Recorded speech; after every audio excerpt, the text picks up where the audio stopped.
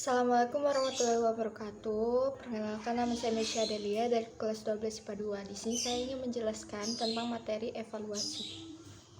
Pertama-tama kita akan membahas pengertian tentang materi evaluasi terlebih dahulu.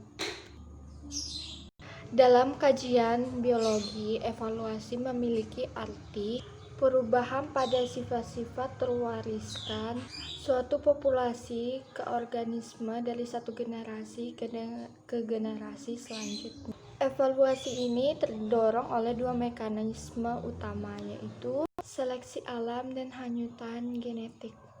Ada dua macam evaluasi. Yang pertama evaluasi progresif dan regresif. Kemudian kita akan membahas pandangan ilmuwan tentang evaluasi. Yang pertama, Jean-Baptiste Lamarck.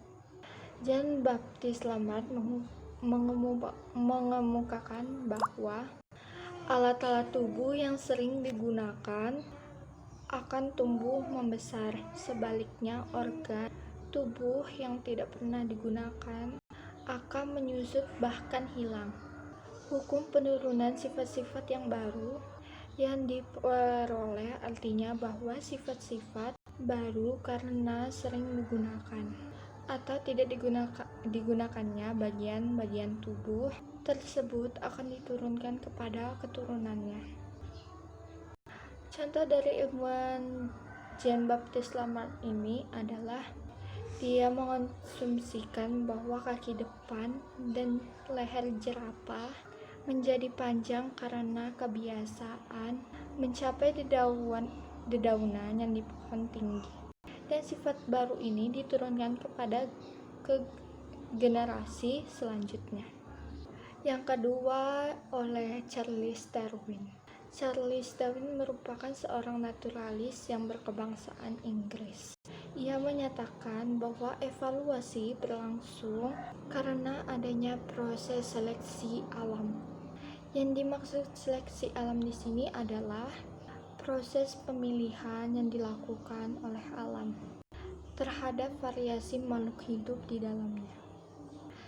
Teori yang dikemukakan oleh Darwin dipengaruhi oleh hal-hal berikut ini. Yang pertama, ekspedisinya ke Kepulauan Galapagos. Di tempat ini Darwin menemukan berbagai macam bentuk paruh burung finch. Terjadinya keanekaragaman ini disebabkan oleh perbedaan jenis makanannya.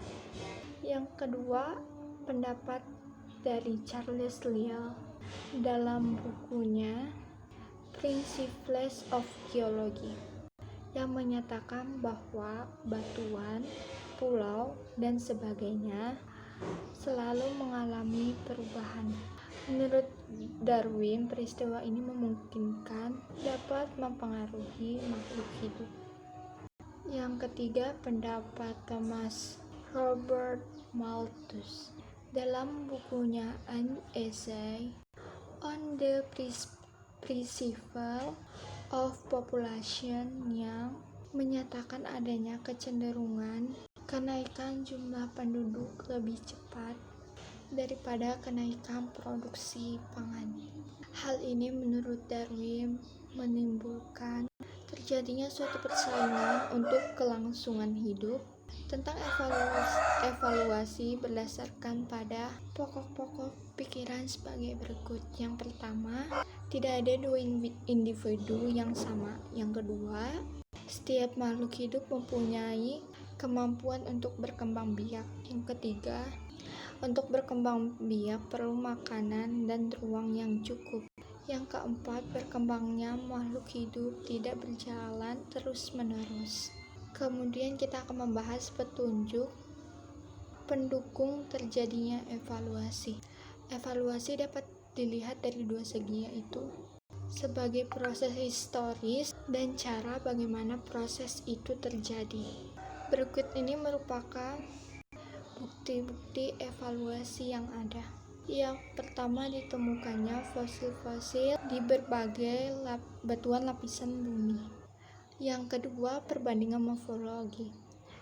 Perbandingan morfologi ini terbagi menjadi dua, yaitu Yang pertama, homologi. Homologi adalah alat atau organ tubuh yang asal filogenetik serta struktur dalamnya pada dasarnya sama, namun fungsinya dapat berlainan. Misalnya, sirip ikan paus berfungsi untuk berenang di perairan, sehingga organ ini menyesuaikan dengan tempat hidupnya di air.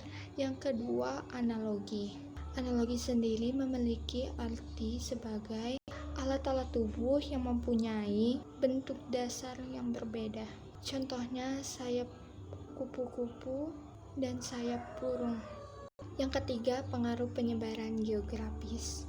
Contohnya adalah mengenai bentuk paruh gunung Finch yang ditemukan oleh Darwin di Kepulauan Galapagos. Yang keempat, adanya variasi antar individu dalam satu keturunan. Yang kelima, alat tubuh yang tersisa atau organ vestigial rudimentasi. 6. Studi perbandingan biokimia. Yang ketujuh, domestikasi. Hukum Hardy-Weinberg. Kondisi-kondisi yang menunjang hukum Hardy-Weinberg sebagai berikut.